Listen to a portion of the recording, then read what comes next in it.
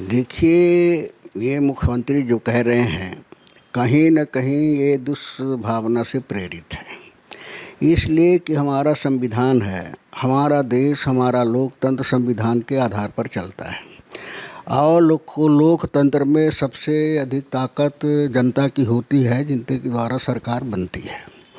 और कुछ मसले ऐसे हैं कि राज्य सरकार के अंदर आते हैं, कुछ मसले हैं जो संवैधानिक हैं, कानूनी हैं, संवैधानिक हैं और राष्ट्रीय स्तर के हैं, मानवीयता से संबंधित, वो मसले केंद्र सरकार के अंतर्गत आती है।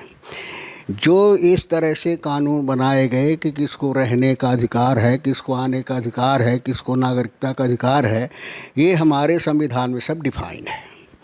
और इसके बावजूद देश की परिस्थिति के आधार पर अगर कोई ऐसा मुद्दा आता है कि कानून में संशोधन करने की ज़रूरत है, तो उसमें केंद्र सरकार पार्लियामेंट संशोधन करती है, पार्लियामेंट में विचार विमर्श होता है। और इस तरह से किसी जो राष्ट्रीय स्तर का मुद्दा है, जो उनके अधिकार क्षेत्र में नहीं है, उस चीज़ को इस तरह से करना कहीं न कहीं एक विद्वेष की भावना पैदा करना है, जो उचित नहीं है। ये बहुत सेंसिटिव मामला है और इस मामले में केंद्र सरकार, पार्लियामेंट सब लोग मिल करके तय करेंगे कि फिर उसमें क्या करना चाहिए।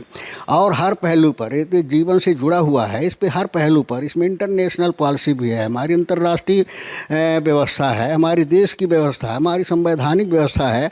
सारी व्यवस्थाओं के आधार पर ही कोई मान्य निर्णय लेना चाहिए। इस तरह से बयानबाजी नहीं करनी चाहिए।